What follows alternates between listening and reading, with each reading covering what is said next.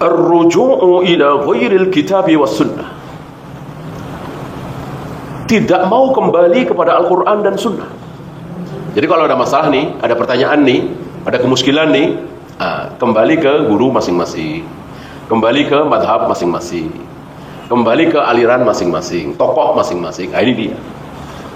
Ini sangat-sangat rawan terkena syubhat orang seperti ini. Kembali ke ayat, kembali ke hadis, tidak dilakukan.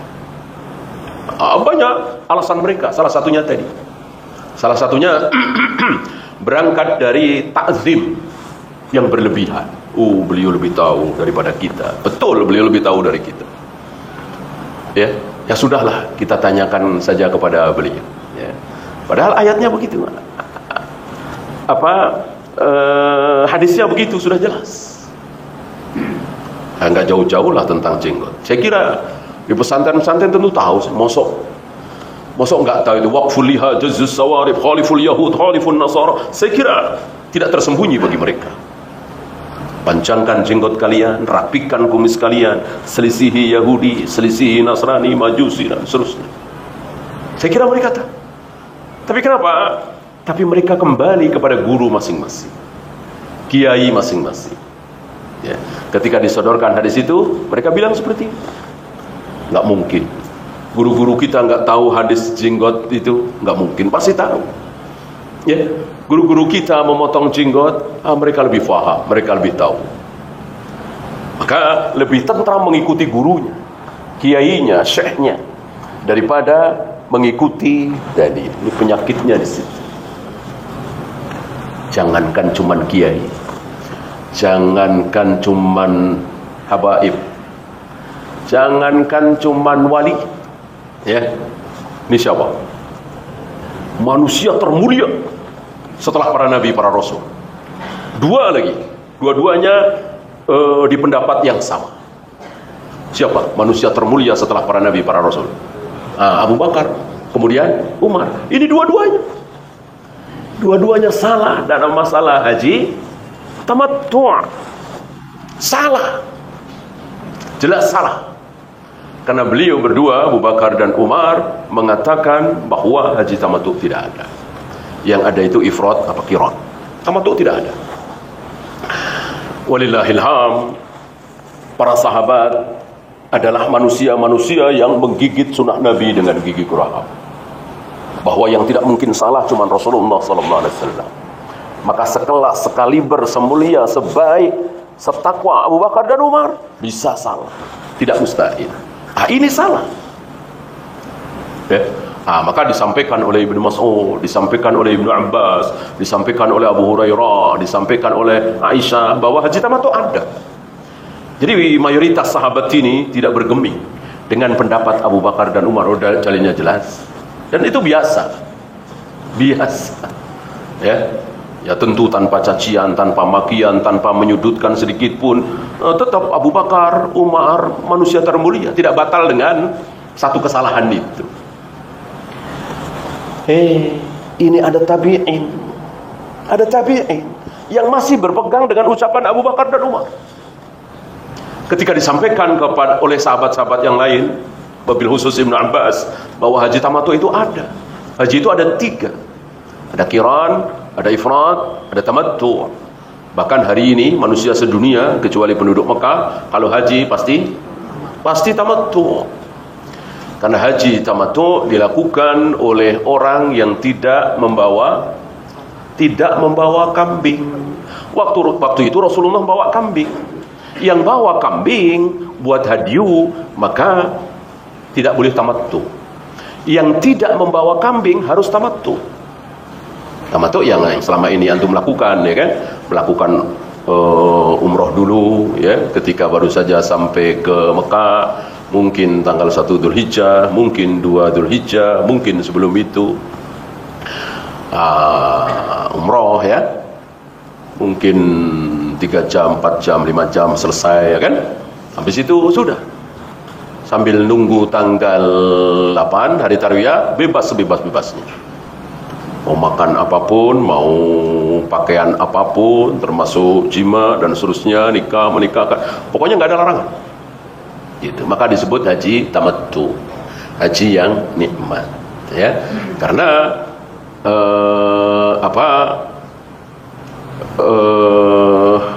tidak mungkin kaum muslimin hari ini berangkat ke Mekah membawa kambing, ya kan?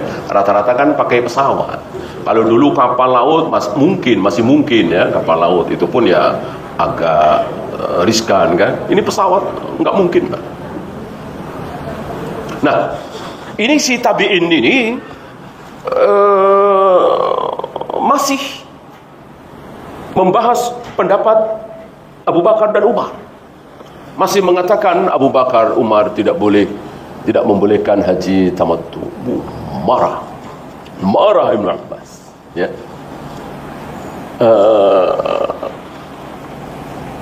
Qultu qala Allah wa qala Rasul. Qultum qala Abu Bakar wa Umar. Aku sampaikan kepada engkau, ini kata Allah, ini kata Rasulullah, bahwa haji tamattu itu ada. Tiba-tiba engkau katakan, ini kata Abu Bakar, ini kata Umar. Masa kata Allah dan Rasulnya mau dibandingkan dengan ucapan Abu Bakar dan Umar? Padahal jelas berselisih. Yang satu mengatakan ada haji tamattu, yang satu mengatakan tidak ada. Kan yang satunya harus dibuang. Nggak mungkin benar semua. Ya nggak mungkin ucapan Allah dan Rasulnya yang dibuang, kan? Umar bin Abbas sampai mengatakan, aku khawatir jangan-jangan kalian akan dihujani batu dari langit. Aku sampaikan kepada engkau, ini kata Allah, ini kata Rasulullah. Engkau jawab, ini kata Abu Bakar, ini kata Umar. Lihat, ini pendahulu kita, para sahabat, memberikan pelajaran besar kepada kita untuk tidak bergeming dengan ucapan siapapun. Itu Abu Bakar dan Umar. Ibn Abbas nggak ada apa-apanya. Kemuliaannya dibanding dengan Abu Bakar dan Umar. Khulafaur Rasyidin yang 4 bukan. 10 sahabat yang masuk surga bukan, ya kan? Ibnu Abbas. Apalagi Ahlul Badar bukan. Masih kecil kan? Ibnu Abbas. Bahkan perang Uhud juga nggak ikut. Orang Rasul wafat, Ibnu Abbas baru 10 tahun. Tapi berani mengatakan salah ya salah. Di sini yang kadang sering kita tidak lakukan, ya. Tidak berani mengatakan beliau salah, karena syekh kita, guru kita yang paling alim atau ketua MUI misalnya salah, katakan salah, siapapun dia. Inilah manhaj salaf, merdeka. Hanya satu yang kita tidak merdeka, yaitu dari Allah dan Rasulnya, ya. Adapun selain Allah dan Rasulnya, merdeka kita. Dan itu nggak usah takut beda dengan siapa. Karena ini betul-betul manhaj salaf, ya. Kalau firqah ya, firqah, aliran-aliran sesat itu, sekte-sekte itu, dari ujung sampai ujung, dari A sampai Z, dari alif sampai ya, sama semua. Sama. Kadang kalau nggak sama marah gurunya. Gitu. Harus sama. Bahkan model pakaian, kadang-kadang model rambut, bahkan warna bajunya. Ya, kalau zikir wirid udah jelas. Ya. Zikir sekian ratus kali, sekian ribu kali disamakan. Ya. Ciri-ciri yang bukan ahli ilmu gitu. Mengajak manusia kepada dirinya. Ya. Misalnya saya cenderung ke zikir-zikir, ya. Saya ajak antum semua, murid-murid, untuk menyukai zikir-zikir gitu. Sekte begitu. Beda dengan Ahlus Sunnah.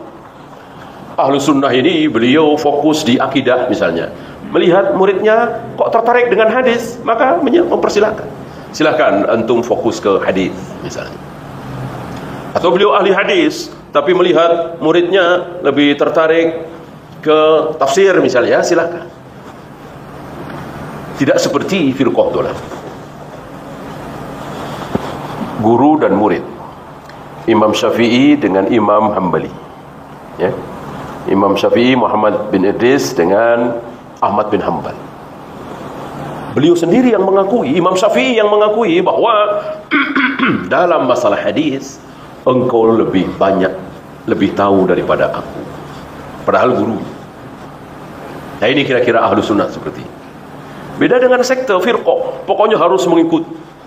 Nggak boleh ada yang beda. Kalau beda, akhirnya apa? Muncul sekte baru. Gitu. Maka ada kaidah kullu firqatin tatafarraq. Setiap firqah pasti akan apa? Akan berfirqah-firqah lagi. Setiap sempalan akan nyempal-nyempal lagi. Tarekat-tarekat itu apakah satu? Tidak. Ada Naqsabandiyah, ada Saziliyah, ada Syahrawardiyah. Nanti ada lagi. Terus kalau sama semua nggak mungkin. Justru karena muncul perbedaan, makanya jadi muncul lagi.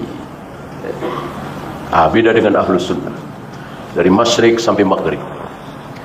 Dari zaman sahabat, diteruskan oleh tabi'in, atba'u tabi'in, terus sampai yang terakhir bertemu dengan Muhammad bin Abdullah, Imam Mahdi. Sama. Ya. Karena merujuknya sama, apa? Al-Quran dan Sunnah.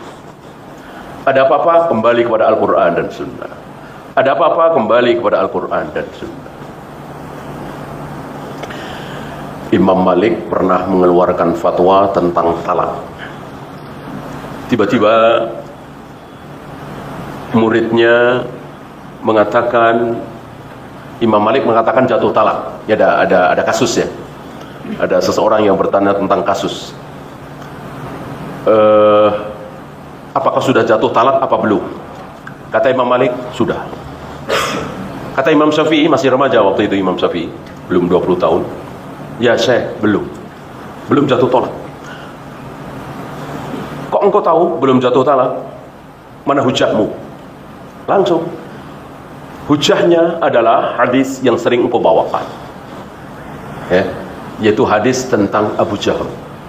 Ya, ada 3 laki-laki yang melamar satu wanita. Salah satunya itu Abu Jahal. Nah, Abu Jahal ini kata Nabi, kamu jangan terima lamaran Abu Jahal. Kenapa? Karena Abu Jahal ini pecutnya, cambuknya tidak pernah lepas dari punggungnya.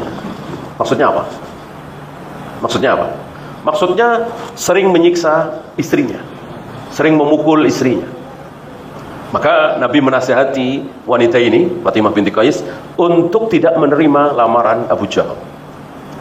Nah itu kasusnya mirip. Yang bertanya kepada Imam Malik, apakah istri saya sudah jatuh talak? Karena saya mengatakan saat burung saya tidak pernah berhenti berkicau. Membuat sakit telinga saya. Ya burung kan nggak mau disuruh berhenti, ya kan?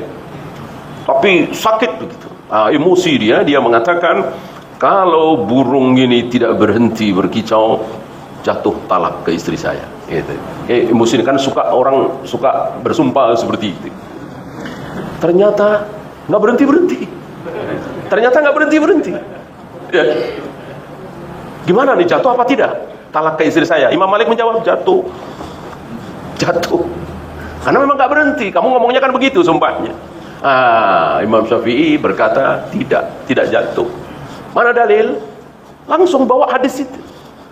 Sabda Nabi bahwa kamu jangan terima lamaran Abu Jaham karena Abu Jaham ini pecutnya tidak pernah lepas dari punggungnya. Ya. Pertanyaan, betulkah Abu Jaham itu 24 jam cambuknya selalu di punggungnya? Ya tentu tidak. Itu sigot mubalaghah. Maksudnya hobi, gemar menyiksa istri. Tentu sering melepaskannya kalau mandi, kalau tidur, kalau sholat, ya kan? Nah berarti kan bukan arti sebenarnya. Termasuk burung ini. Apa iya burung itu berkicau 24 jam? Ya, kali seminggu, kali sebulan dan seterusnya? Nggak mungkin. Pasti kalau tidur kan diem, ya kan? Maka dengan dalil itu Imam Syafi'i mengatakan tidak jatuh talak. Karena pada kenyataannya si burung itu pasti berhenti. Cuman berhentinya ketika tidur, ketika makan, gitu. Pakai apa Imam Syafi'i? Pakai hadis. Imam Malik langsung langsung tunduk, langsung menerima. Padahal gurunya, guru besarnya. Itu masih ingat Imam Syafi'i mau berguru dengan Imam Malik itu sulit. Mau ketemu dengan Imam Malik itu sulit. Mau menjadi murid itu kan tidak mudah ya. Sampai ibunya Imam Syafi'i ini punya kenalan Amir ya. Amir itu kalau kita mungkin semacam gubernur atau di bawahnya mungkin wali kota ya. Itu kenal saudara, suruh melobi Imam Malik gitu untuk menerima Syafi'i ini karena memang masih kecil, 8 atau 9 tahun atau 10 tahun gitu. Dan awalnya Imam Malik ya tidak berkenan. Minta tolong wali kota ini. Hari itu luar biasa ya, melobi minta tolong pejabat untuk ketemu dengan ulama. Kalau sekarang kebalik ya, minta tolong sama ustadz, sama kiai untuk ketemu sama gubernur, wali kota, menteri, biasa urusan proyek ya kan. Kan biasanya ustadz-ustadz tertentu, kiai-kiai kan suka deket ya dengan gubernur, apa menteri, apa wali kota. Nah, saya pengusaha misalnya, saya ingin dapat proyek dari Pak Gubernur. Gimana nih caranya? Lewat Pak Ustadz ini. Itu yang sekarang begitu kan. Dulu kebalik luar biasa. Mahalnya harga ilmu itu dulu betul-betul berharga sekali. Sampai untuk menjadi murid seorang Imam Malik mesti minta tolong kepada seorang wali kota. Maka hari itu luar biasa ya. Sunnah berkibar. Nah, nanti ya, kalau antum mendapati satu kasus kok dibawakan mungkin oleh teman antum, junior antum, bahkan mungkin adik antum, anak antum, jelas ayatnya, jelas hadisnya, sudah sami'na wa ata'na. Jangan kembali kepada Al-Quran dan Sunnah itu jangan cuma teori, jadi betul-betul praktek.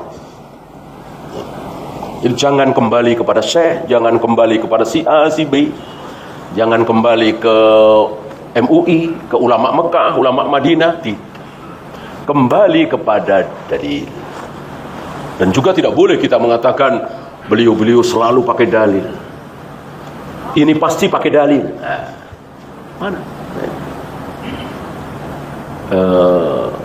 Termasuk yang menjadi pembahasan para asatidzah ya, itu doa yang panjang ya.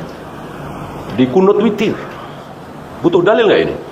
Butuh ya. Mana riwayat dari Rasul, sahabat ketika kunut witir sunnah apa bid'ah? Kunut witir jelas sunnah ya.